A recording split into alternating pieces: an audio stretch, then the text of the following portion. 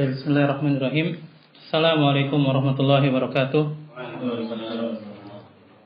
Alhamdulillahirabbil alamin wassalatu wassalamu alal mab'uutsi rahmatan lil alamin nabiyina Muhammadin wa ala alihi wa sahbihi ajma'in wa man tabi'ahum bi ihsan ila yaumiddin amma ba'd.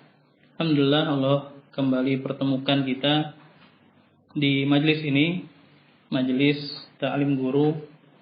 Insyaallah taala pada pertemuan kali ini kita akan memulai pembahasan yang baru, ya. Kita akan membaca biiznillah Kitabul Jami' dari Bulughul Maram. Ya, Kitabul Jami' dari Bulughul Maram, ya, karya Al-Imam Ibnu Hajar Al-Asqalani rahimahullahu taala wa adkhalahu fasiha jannatih. Ya, sebelum kita masuk untuk membaca hadis-hadis dalam Kitabul Jami' ini, kita sedikit menyebutkan tentang siapa itu Ibnu Hajar Al-Asqalani. Ya, beliau adalah Al-Imam Abdul Fadl Ahmad ibn Ali, ya, ibn Muhammad ibn Ali ibn Mahmud ibn Hajar, ya, ibn Hajar. Ya, nama beliau Ahmad bin Ali. Ya, nama Ibnu Hajar Al-Asqalani ini adalah ulama yang tidak asing di kalangan penuntut ilmu. Ya, begitu juga penuntut ilmu di Indonesia karena beliau bermadzhab Syafi'i. Ya, bermadzhab Syafi'i, imam besar. Ya, imam besar di mazhab Syafi'i. Begitu juga buku yang ada di hadapan kita, Bulughul Maram, adalah buku yang sangat mudah sekali ditemukan di negeri kita ini karena dipelajari oleh orang-orang yang mempelajari agama. Ya. Dan Bulughul Maram dia adalah buku fikih yang sifatnya disebutkan hadis-hadis di situ. Ya, ada keistimewaan-keistimewaan yang disebutkan oleh para ulama tentang Bulughul Maram ini. Ya. Namun kita nggak usah menyebutkan. Ya, cukup kita perkenalkan sedikit saja bagaimana Bulughul Maram ini. Ya, Bulughul Maram dia kitab fikih yang memuat hadis-hadis. Ya. Adapun kita membaca di bagian akhirnya saja Kitabul Jami' yang berkaitan dengan adab, Ya. Imam Ibnu Hajar Al-Asqalani itu memiliki istilah-istilah dalam Bulughul Maram ini. Ya, apabila satu hadis itu dikeluarkan oleh satu imam, beliau menyebutkan nama imam yang mengeluarkannya. Ya. Kadang ada istilah-istilah yang perlu dipahami. Ya, apabila dikeluarkan Bukhari Muslim, beliau menyebutkan ini muttafaqun alaih. Ya, kadang beliau menyebutkan satu hadis dikeluarkan oleh tiga. Ya, dikeluarkan oleh tiga. Maka yang dimaksud Ibnu Hajar itu dikeluarkan oleh Imam Abu Dawud, Imam At-Tirmidzi dan Imam An-Nasa'i. Ya. Kalau beliau berkata hadis ini dikeluarkan oleh 4, maka itu berarti dikeluarkan oleh Abu Dawud, Tirmidzi, An-Nasa'i dan Ibnu Majah. Kalau dibilang hadis ini dikeluarkan oleh 5, maka yang 4 tadi ditambah Imam Ahmad. Ya. Kalau beliau bilang hadis ini dikeluarkan oleh 6, berarti Shahihus Sunan yang 4 tadi ditambah Bukhari Muslim. Jadi Bukhari, Muslim, Abu Dawud, Tirmidzi, An-Nasa'i dan Ibnu Majah. Kalau beliau mengatakan dikeluarkan oleh 7, berarti dikeluarkan oleh 7 nama tadi. 7 nama tadi. Ya. Ini sekilas tentang Bulughul Maram. Bulughul Maram karya siapa tadi? Al-Hafidz Ibnu Hajar Al-Asqalani. Ini imam besar, ya, imam besar. Jadi sirah kehidupan beliau luar biasa. Waalaikumsalam. Keilmuannya juga luar biasa. Ya.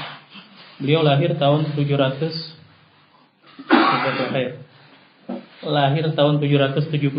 Hijriah. Ya. Sudah 700 tahun lebih yang lalu. Ya, 700 tahun yang lalu kira-kira. 773 Hijriah. Beliau lahir di Mesir. Adapun Al-Asqalan itu adalah negeri di Palestina, ya, di tempat kakek-kakek buyut beliau. Ya, lalu kakek-kakek beliau berhijrah ke Mesir, berpindah ke Mesir, dan beliau lahir di Mesir di tahun 773. Ya, masa kecil beliau itu beliau yatim piatu semenjak kecilnya. Para ulama menyebutkan usia 4 tahun beliau sudah ditinggal oleh ayahnya. Ya, bahkan ada yang bilang ibunya juga meninggal sebelum itu.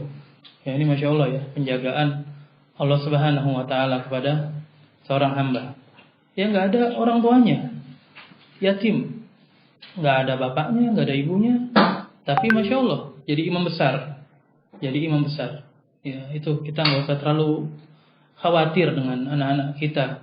Kita mengusahakan kebaikan mereka, masa depan mereka, tapi itu bukan di tanggung jawab kita seutuhnya, bukan ada di pundak kita, bukan.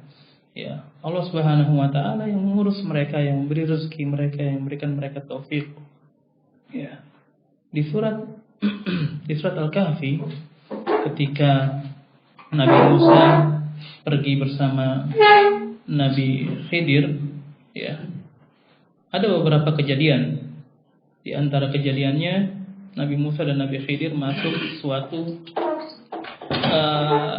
kota, lalu Nabi Musa dan Nabi Khidir meminta jamuan, ya, apa, ya, kepada penduduk kota tadi. Lalu mereka menolak untuk memberikan jamuan, ya, Mereka menolak memberikan jamuan. Kemudian Nabi Khidir membetulkan tembok milik 2 anak yatim di kota tersebut. Ya, disebutkan Nabi Musa istankar, kok ngapain repot-repot benerin tembok? Ya, mereka aja nggak menjamu kita kok, gitu. Lalu disebutkan di penjelasannya di beberapa ayat setelahnya, amal jidar, ya apa? Fakana li ulamain yatimin fil Madinah. Ya, tuh. Tembok itu milik 2 anak yatim di kota tersebut. Wa kana tahtahu kanzun lahuma.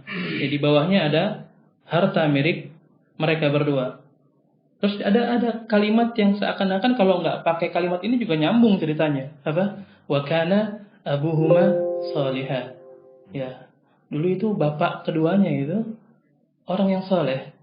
Ya. Disebutin di situ, kata para ulama, ini menunjukkan bahwa kesolehan seorang lelaki, kesolehan orang tua itu di antara keutamaannya adalah Allah memberikan penjagaan kepada keturunannya. Ya. Ini kan kalau mau langsung baca ayat selanjutnya, farada rabbuka an yablugha ashuddahuma, kan bisa nyambung aja, tetap ada harta di bawah rumahnya, di bawah temboknya, dan Allah ingin harta itu nanti keluar ketika si anak muda, kedua anak muda yatim tadi itu menjadi besar, dikeluarkan baru. Dihilangkan wa kana abuhuma sholihannya enggak masalah. Tapi disebutkan di situ Allah Subhanahu wa taala. Kata para ulama menunjukkan ini, ya, kesolehan seseorang itu di antara keutamanya adalah Allah berikan penjagaan kepada anak keturunannya. Jadi enggak usah khawatir. Ya, enggak usah terlalu khawatir seorang, ya, akan bagaimana nanti anaknya, bagaimana keluarganya. Selama dia bertakwa kepada Allah, dia menunaikan amanah, dia senantiasa jujur, maka akan dijaga. Ya. Umar bin Abdul Aziz pernah ditanya, yang ma'ruf ya, Umar bin Abdul Aziz. Ya, kenapa engkau tidak mengumpulkan harta yang banyak untuk anak keturunanmu? Ya, Umar bin Abdul Aziz ya begitu-begitu aja, bukan khalifah yang kaya raya. Ya. Assalamualaikum. Lalu kata Umar bin Abdul Aziz, beliau berkata, seandainya anak-anak keturunan saya adalah anak-anak yang bertakwa, maka Allah tidak akan menyia-nyiakan mereka, nggak akan ditelantarkan oleh Allah Subhanahu wa taala.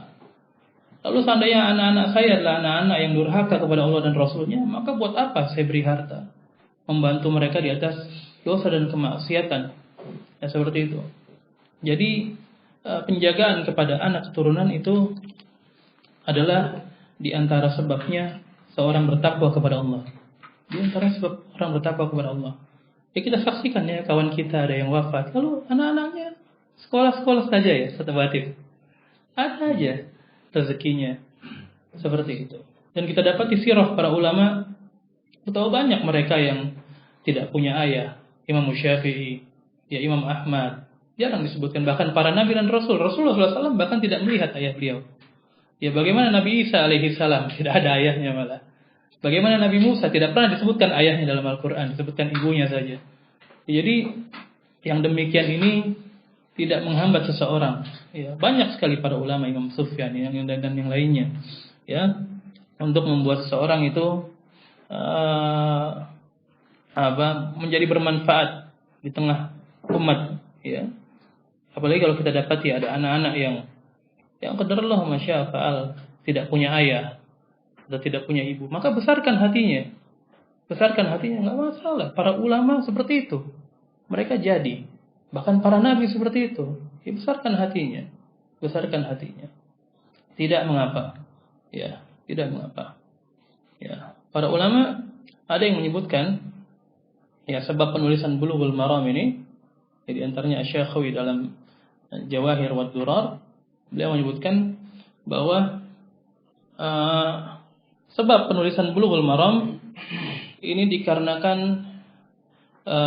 lahir anak dari Al-Imam Ibnu Hajar. Jadi Al-Imam Ibnu Hajar beliau menikah dan mendapatkan anak-anak perempuan. Ya, kalau nggak salah 4 anak beliau perempuan. Lalu beliau menikah lagi karena menghendaki anak laki-laki. Ketika menikah lagi, ya, lahir anak laki-laki dan beliau bergembira sekali. Lalu beliau menulis Bulughul Maram. Masya Allah ya. Bulughul Maram. Itu para ulama ya. Ada kejadian di kehidupan mereka, kejadian biasa saja, mungkin kejadian yang ya manusiawi, lahir anak, ya, tapi bisa mengubah dunia. Ya, ada kitab yang terjaga sampai saat ini, disyarah oleh puluhan ulama. Ya, itu masya Allah. Ya, lihat para ulama seperti itu ya. Kita lahir anak berapa sudah? Apa kita bikin? Ya.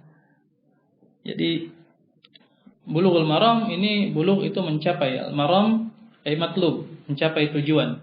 Ya, jadi dengan kitab ini seakan-akan seorang itu mencapai tujuannya dalam memahami agama, yang memahami ahkam, yang memahami hukum-hukum. Tapi ini sekilas tentang Bulughul Maram, ya, sekilas tentang Bulughul Maram dan penulisnya. Baik, kita mulai Kitabul Jami'. Kitabul Jami' ini terdiri dari 6 bab. Ada babul adab yang pertama. Kemudian yang kedua ada bab al-bir wasillah, ya, tentang bagaimana berbuat baik dan menyambung silaturahmi. Kemudian yang ketiga ada bab zuhud dan wara'. Ya. Bab yang keempat ada tarhib mimmasawil akhlaq, ya. Larangan atau tarhib itu. Ya. Peringatan, ya, supaya orang menjauhi akhlak yang tercela. Kemudian yang kelima ada targhib fi makarimil akhlaq, ya, anjuran, hasungan untuk seorang berada di akhlak yang mulia, di atas akhlak yang mulia. Kemudian yang terakhir ada bab zikir dan doa, ya, zikir dan doa. Ini masya Allah ya. Ya, banyak para ulama yang mensyarah Bulughul Maram, ya. Di antara yang paling awal adalah Al-Maghribi, ya, nama kitabnya Badrut Tamam. Kemudian yang terkenal itu Al-Imam As-San'ani Subulus Salam. Ya, ini terkenal sekali kitabnya Subulus Salam. Adapun yang ada di hadapan saya ini karya Al-Allamah Syekh Muhammad bin Shalih Al-Utsaimin, Fathu Dzil Jalali wal Ikram. Ya, Fathu Dzil Jalali wal Ikram. Ya, banyak syarah-syarah yang lain, ya, yang bagus-bagus. Yang diantara yang paling baik katanya, saya belum pernah baca juga, karya Syekh Abdullah ibn Shalih Al-Fauzan, ya, Minhatul Allam judulnya, Minhatul Allam. Kemudian syarah Syekh Al-Bassam juga bagus, Tawdihul Ahkam. Adapun kita akan mengambil faidah kebanyakannya dari Subulus Salam dan Fathu Dzil Jalali wal Ikram. juga dari rekaman pelajaran Syekh Sulaiman Ar-Ruhaili hafizahullah taala. Insyaallah kita berputar di situ saja, tidak terlalu meluas. Baik. Babul adab. Al-adab itu ma yuhmadu min al-akhlaq qawlan wa fi'lan. Yang kata Syekh Sulaiman Ar-Ruhaili, al-adab ma yuhmadu min al-akhlaq qawlan wa fi'lan. Apa-apa yang terpuji dari akhlak, baik itu yang sifatnya ucapan atau perbuatan, itu adab, ya. Dan adab ada yang sifatnya mutlak, terpuji di seluruh keadaan, dan ada yang muqayyad. Ada yang pada waktu tertentu dia terpuji, tapi di waktu yang lain tidak terpuji. Ada di satu negeri adab seperti ini tidak mengapa, tapi di negeri lain ini jadi permasalahan, seperti itu. Adapun adab yang dimaksud di sini adalah adab secara mutlak, ya, yang terpuji secara umum, ya, yang terpuji secara umum. Baik, kita baca hadis yang pertama. An Abi Hurairah radhiyallahu taala anhu qala qala Rasulullah sallallahu alaihi wasallam, haqqul muslimi 'alal muslimi sittun, idza laqitahu fasallim alaihi, wa idza da'aka fa'ajibhu, wa idza istansaka fansahhu, wa idza 'atasa fahamidallahi fashammithu, wa idza marida fa'udhu, wa idza mata fattabi'hu. Ya, rawahu Muslim. Ya, kita terjemahkan dulu baru kita sebutkan faedah-faedah yang mudah bagi kita untuk menyebutkannya. Dari Abu Hurairah, beliau berkata bahwa Rasulullah SAW bersabda, hak seorang muslim terhadap muslim yang lainnya ada 6.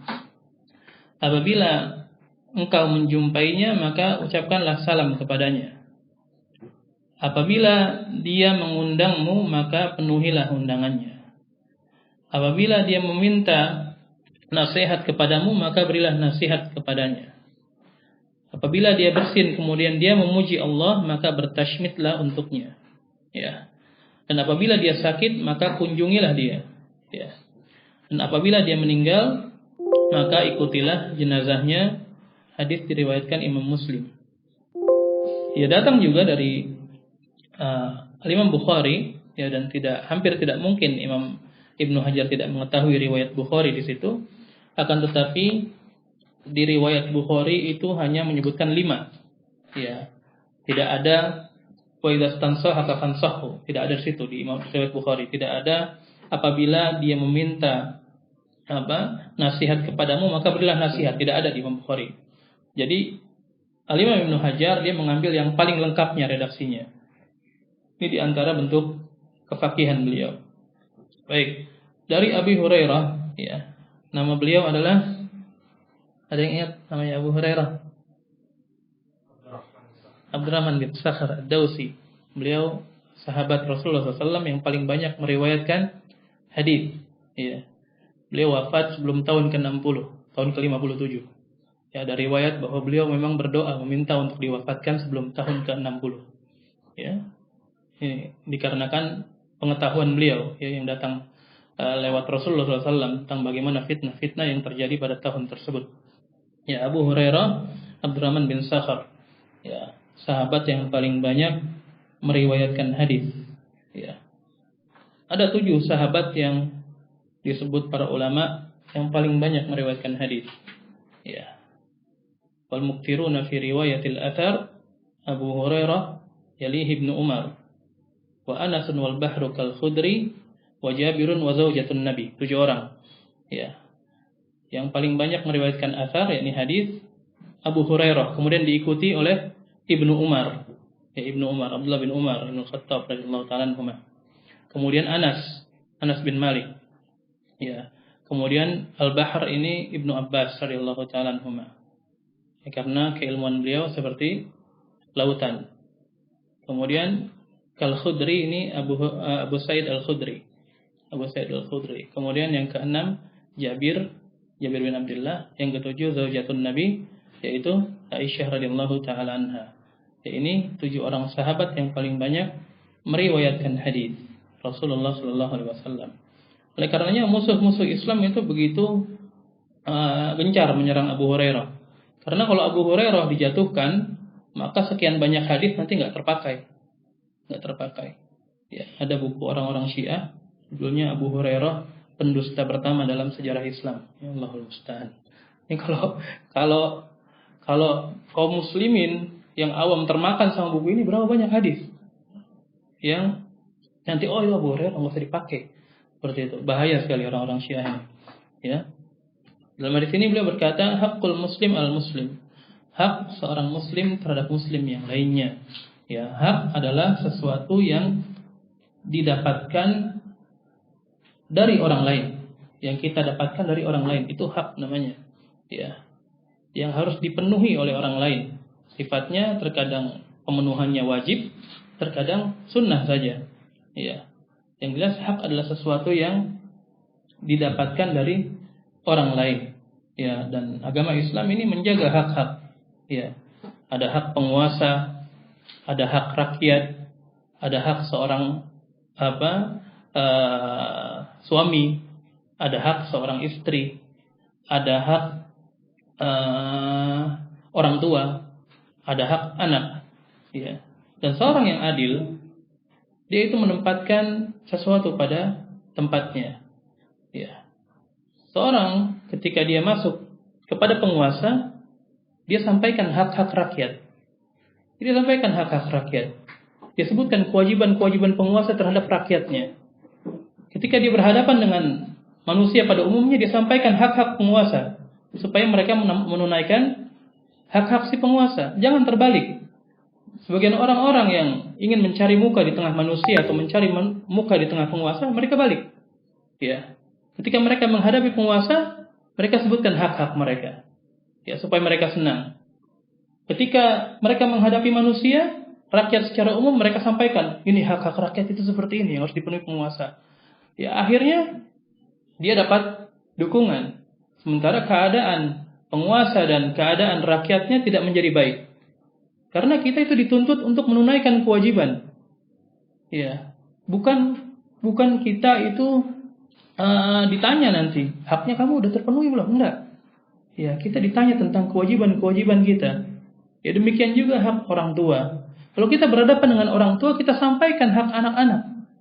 Ya, kita berhadapan dengan anak-anak, ya kita sampaikan hak-hak orang tua.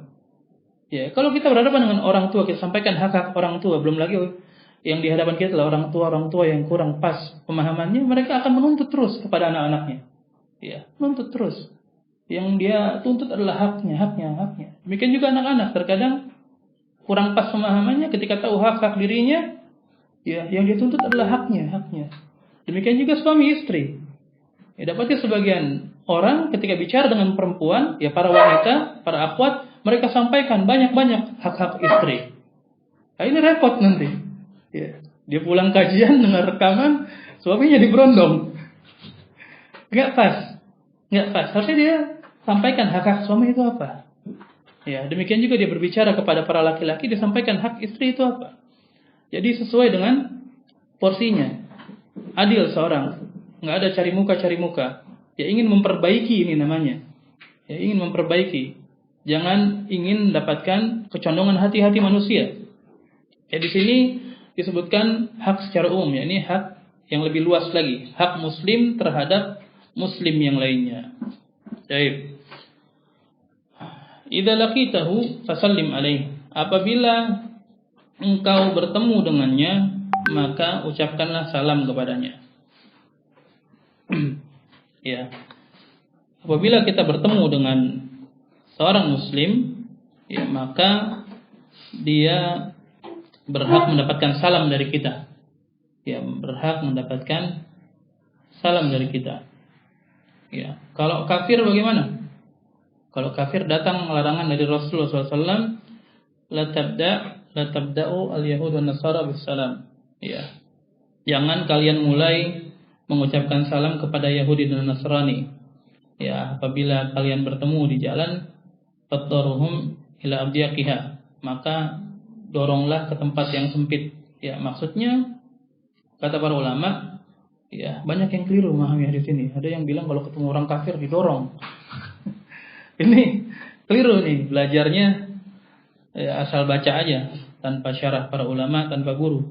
Yang dimaksud adalah seorang tetap berjalan apabila bertemu dengan orang-orang kafir, tetap dia berjalan, tidak menghinakan diri, tidak menunduk, tidak minggir, enggak, tetap dia berjalan. Ya, enggak pernah didapati riwayat Rasulullah SAW 10 tahun di kota Madinah Rasulullah mendorong orang-orang Yahudi. Ya, padahal Yahudi banyak ketika itu di Madinah, ada 3 kabilah besar.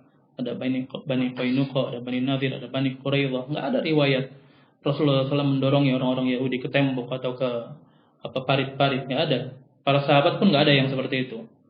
Ya, jadi yang diinginkan di sini kalau ya kita bertemu orang kafir, orang yang tidak beragama Islam, maka jangan kita mengucap salam. Jangan kita mengucap salam. Dan hukum mengucap salam, ya berkata Al-Imam Ibnu Abdul Bar, hukumnya adalah sunnah. Hukumnya adalah sunnah. Adapun menjawabnya, dia wajib. Ya, dia wajib. Walaupun asalnya hak itu wajib, ya, hak itu wajib. Kan tapi ada yang memalingkan dari kewajibannya. Yang memalingkan diantaranya adalah hadis Rasulullah SAW. Rasulullah bersabda, la yahillu li muslimin an yahjura akhahu fawqa thalath. Ya, tidak halal bagi seorang muslim untuk menghajar, memboikot saudaranya lebih dari 3 hari. Ayat-taqiyan, keduanya bertemu, ayuridu hadza wa yuridu hadza. Keduanya bertemu, yang satu melengos, yang satu melengos. Ya. Ini enggak boleh lebih dari 3 hari, kata Rasulullah SAW. Sisi pendalilannya, seandainya mengucap salam itu wajib, tidak dikasih keringanan sampai 3 hari. Ya, kan ketemu melengos mereka, enggak mengucap salam. Ini menunjukkan hukumnya turun dari kadar wajib. Ya, insya Allah seperti itu pendalilannya. Jadi hukumnya dia sunnah saja. Adapun menjawab dia wajib. Ya, karena firman Allah Subhanahu wa taala, "Idza huyyitum bi tahiyyatin fahayyu bi ahsana minha aw rudduha." Apabila kalian diberikan penghormatan ya dengan suatu penghormatan, maka balas dengan yang lebih baik atau balas saja dengan yang semisalnya. Jadi wajib untuk menjawab salam. Dan salam itu qoblal kalam, sebagaimana sabda Rasulullah SAW, "Assalam qoblal kalam." Bukan kita ketemu terus ngobrol panjang lebar kali tinggi, ya, matematika, ya. Lalu udah panjang baru assalamualaikum. Ini keliru. Ya, assalam qoblal kalam, ya. Dan mengucapkan salam ini disyariatkan juga ketika berpisah. Kan di sini idza laqitahu, apabila bertemu. Begitu juga ketika berpisah. Ya, ketika berpisah disyariatkan untuk mengucap salam. Ya, Rasulullah SAW bersabda, "Idzan taha ahadukum min majalisihi fasallim alaihi." Ya, fasallim. Ya, apabila kalian sudah selesai dari majlis, maka ucapkanlah salam. Ya, laitatil ula ahaqqu minal akhirah. Ya. Yang pertama itu tidak lebih berhak dibandingkan yang terakhir. Jadi ketika kita selesai, itu kita juga mengucap salam. Ya, demikian juga disyariatkan ketika bertemu sambil musafahah, sambil berjabat tangan. Ya, Rasulullah SAW bersabda, "Ma min muslimaini yaltaqiyan." Tidaklah ada 2 muslim kemudian bertemu, kemudian dia fayatasafahan, keduanya berjabat tangan, kecuali akan diampuni dosa-dosanya sebelum mereka berpisah. Ya, sebelum mereka berpisah. Ini luar biasa ya, banyak sekali keutamaan yang terkadang kita terlantarkan. Ya, kita terlantarkan. Ya. Adapun bersalaman sebelum berpisah, ini diperselisihkan para ulama. Ya. Jadi kalau mengucap salam ketika bertemu jelas dalilnya. Ketika berpisah juga jelas. Adapun bersalaman ketika bertemu, ini ada dalilnya. Ketika berpisah diperselisihkan para ulama. Ya, karena dalil-dalilnya sedikit, kemudian berselisih juga tentang kesahihannya. Di antara ulama mutaakhirin yang menyebutkan tentang disyariatkannya bersalaman sebelum kita berpisah adalah Syekh Muhammad Nasiruddin Al-Albani. Ya, itu Syekh Al-Albani menguatkan pendapat bersalaman sebelum seorang berpisah. Ya. Dan seandainya ada orang yang seandainya mengikuti pendapat ulama yang melemahkan dalil-dalilnya, maka nggak mengapa bagi mereka untuk bersalaman sebelum berpisah selama tidak didawamkan, tidak terus-menerus. Bagi yang melemahkan hadis-hadis bersalaman sebelum berpisah, ya, sebelum berpisah. Ya. Kemudian kaifiyah salamnya, ya, maklum ya, assalamualaikum. Ya, boleh juga dengan dhamir tunggal, assalamu alaik, boleh. Boleh dengan nakirah juga, salamun alaikum atau salamun alaik. Ya, ini enggak mengapa. Tapi yang lebih utama kalau kata Syekh Ibnu Utsaimin dengan ma'rifah. Dengan ma'rifah, dengan assalamu alaikum atau assalamu alaik. Ya, kalau kita menggunakan dhamir jamak, kita bisa niatkan untuk menghormati orang tersebut, atau kita niatkan kepada para malaikat yang mendampingi orang tersebut. Ya, jangan alaikas salam. Ya, Rasulullah SAW pernah didatangi oleh seorang sahabat lalu berkata, ya Rasulullah alaikas salam. Lalu Rasulullah SAW bersabda, ini hadis dikeluarkan Imam Abu Dawud, la taqul alaikas salam. Ya, disebutkan fa innahu tahiyatu al-mauta. Karena itu adalah penghormatan untuk orang yang wafat, orang yang sudah mati. Seperti itu. Jadi konteks salam yang paling sedikitnya assalamualaikum. Ya. Yang lebih utama lagi ditambahkan, ya, ketika Rasulullah SAW dalam majelis ada orang datang mengucapkan assalamualaikum, Rasulullah menjawab salam tersebut, kemudian beliau menjawab, berkata kepada para sahabat yang ada di sekitarnya, 10. Ya, 10. Kemudian ketika ada lagi yang datang mengucapkan assalamualaikum warahmatullah, Rasulullah SAW menjawab, kemudian mengatakan 20. Kemudian ketika ada lagi yang datang mengucapkan assalamualaikum warahmatullahi wabarakatuh, Rasulullah SAW menjawab 30. Ya, 30. Jadi yang paling utama adalah seorang lengkap dalam menjawab, ya, atau dalam mengucapkan salam dan dalam menjawab, ya, dalam menjawab. Ini tentang bentuk salamnya, Kemudian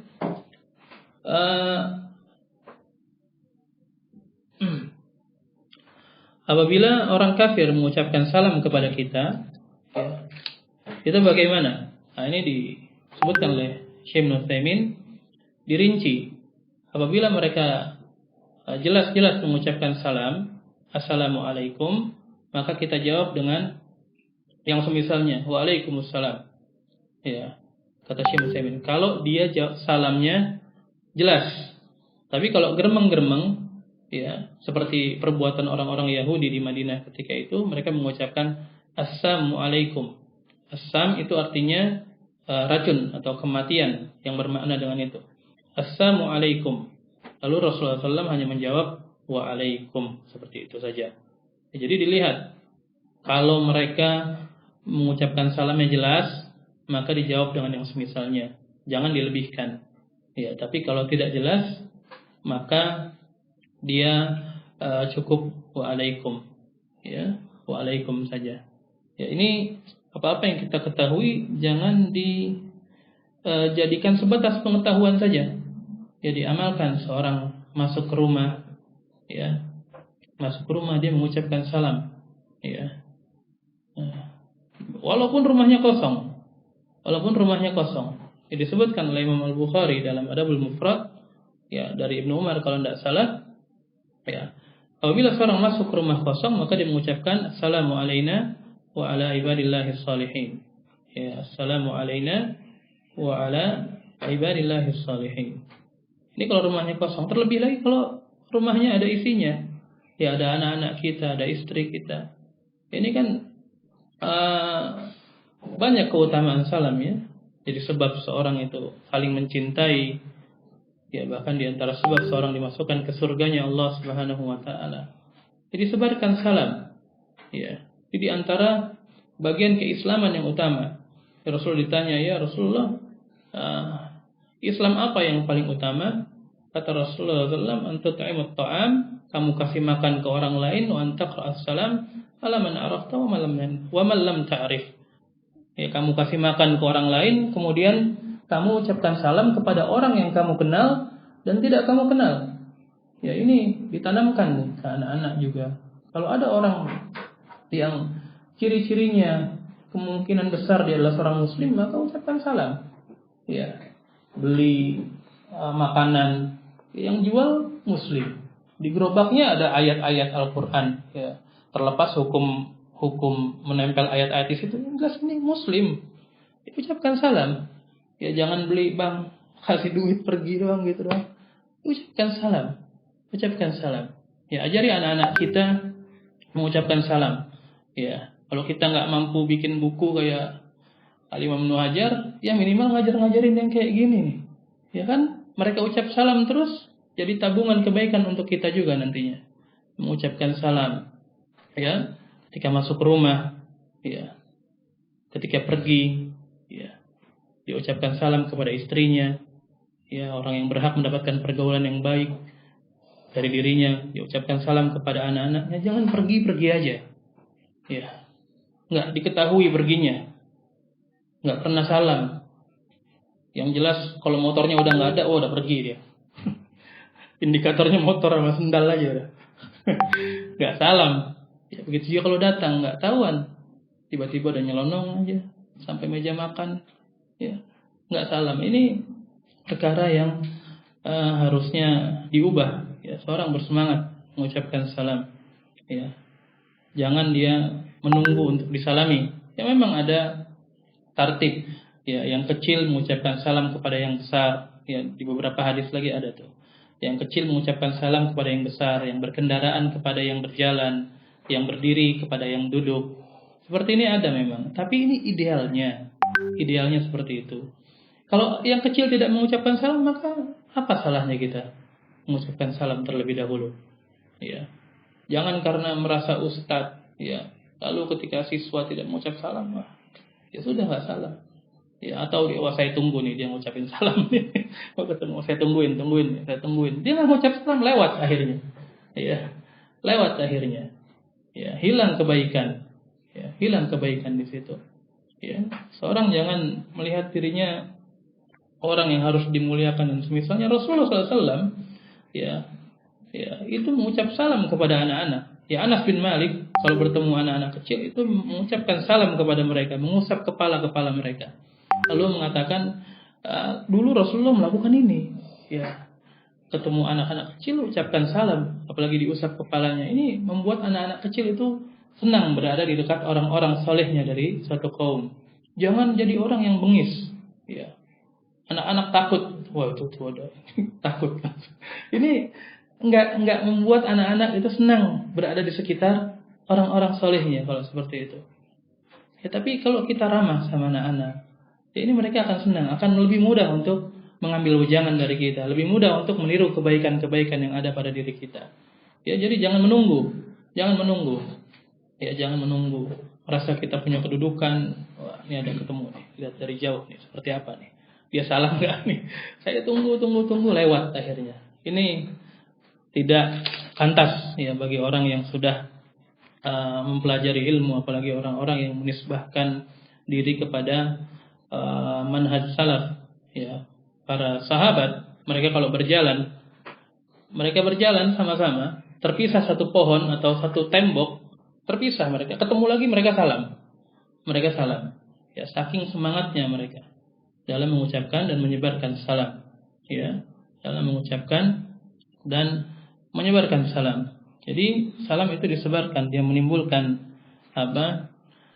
persatuan di hati manusia, dia menimbulkan kecintaan dan menyebabkan seorang itu dimasukkan ke surganya Allah Subhanahu wa taala.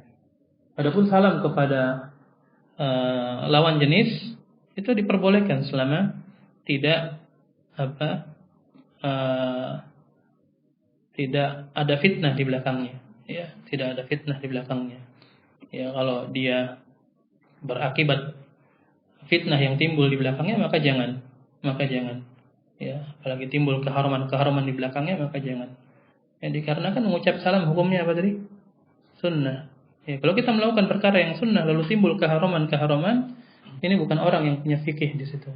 Ya, kadang-kadang alasan-alasan aja. Ya, kalau ada akhwat misalnya diucapkan salam. Kalau ketemu saudaranya, ya dia diem aja. Ini kurang. Iya, modus ya kata Ustaz dulu. Seperti itu. Ya, seperti itu. Kemudian yang berikutnya, hak muslim atas muslim yang kedua adalah idza da'aka fa'ajib. Apabila dia mengundangmu, maka penuhilah undangannya. Ya. Kata para ulama, ini bukan setiap undangan yang wajib untuk dipenuhi, melainkan undangan pernikahan. Ya. Ya. Jadi kalau undangan yang lainnya itu tidak wajib dipenuhi. Kalau diundang main badminton misalnya, maka itu tidak wajib ya. Yang diwajibkan itu undangan pernikahan. Ya, Rasulullah SAW bersabda, syarat ta'amul walimah. Ya, sejelek-jelek makanan adalah makanan walimah, ini walimatul ursh. Ya, yud'a laha al-aghniya wa yutrakul fuqara. Ya. Diundang pada walimah tadi para orang kaya, kemudian orang-orang miskin ditinggalkan. Ya. Wa man taraka ad-da'wah, ya ini sisi pendalilannya ya. Wa man taraka ad-da'wah faqad asallaha wa rasulah. Barang siapa yang meninggalkan undangan tadi, ya kalau sudah diundang, maka dia telah memaksiati Allah dan Rasulnya. Dan tidaklah dikatakan memaksiati Allah dan Rasulnya kecuali pada perkara yang wajib. Dia meninggalkan perkara yang wajib. Ya, ini jadi yang diwajibkan adalah undangan pernikahan. Sebagian ulama mengatakan lebih sempit lagi, undangan pernikahan yang pertama. Ya. Kalau yang kedua katanya sudah tidak wajib, ya. Tapi yang benarnya tetap wajib walaupun yang kedua.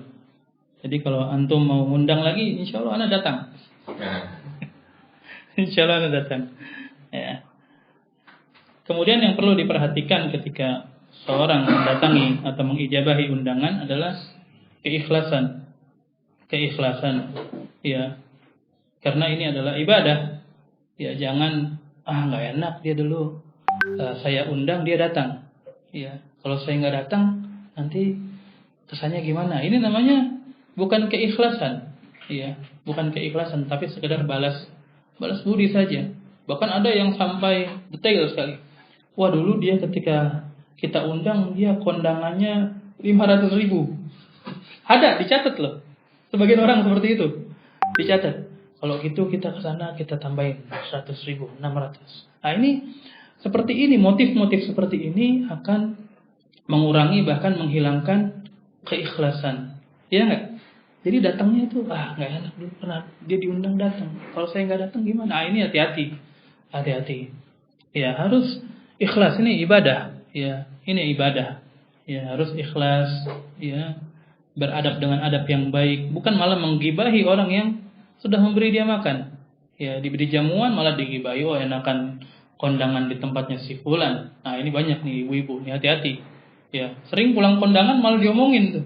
Makanannya, diomongin dekornya, diomongin. Ini di antara adab-adab yang jelek yang harusnya seorang itu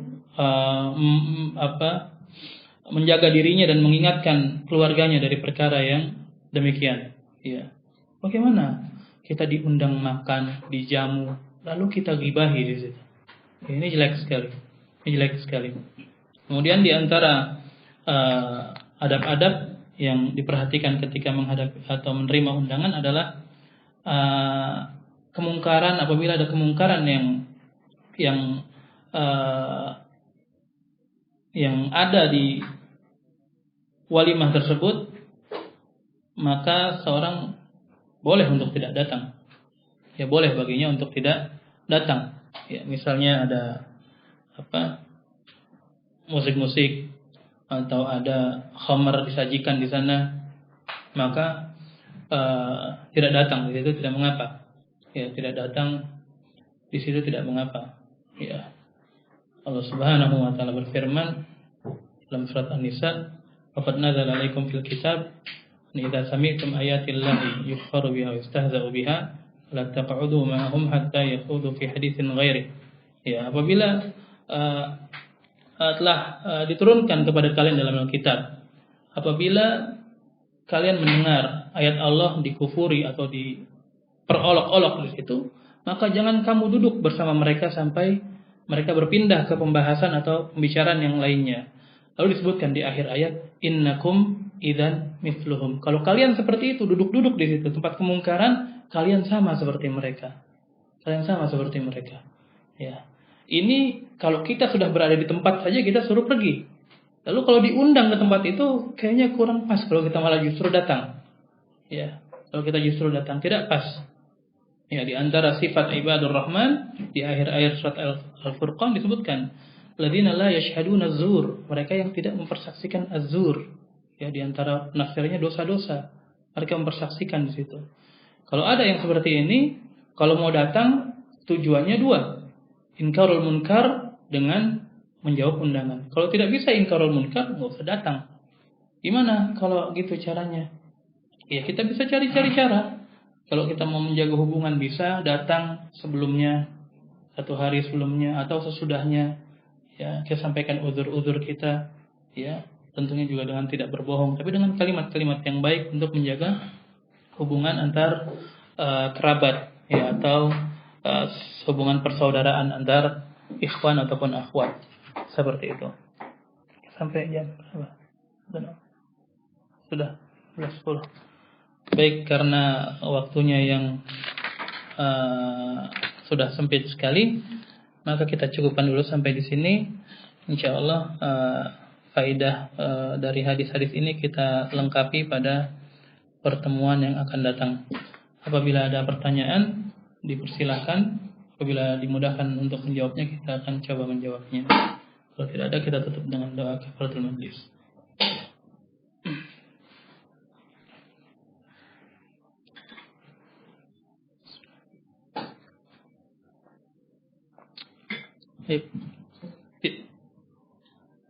Di kampung mana di sekolah itu?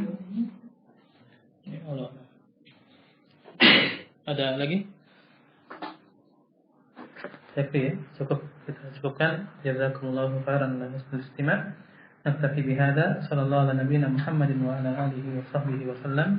Subhanakallahumma wa bihamdika asyhadu an la ilaha illa anta astaghfiruka wa atubu ilaik. Assalamualaikum warahmatullahi wabarakatuh.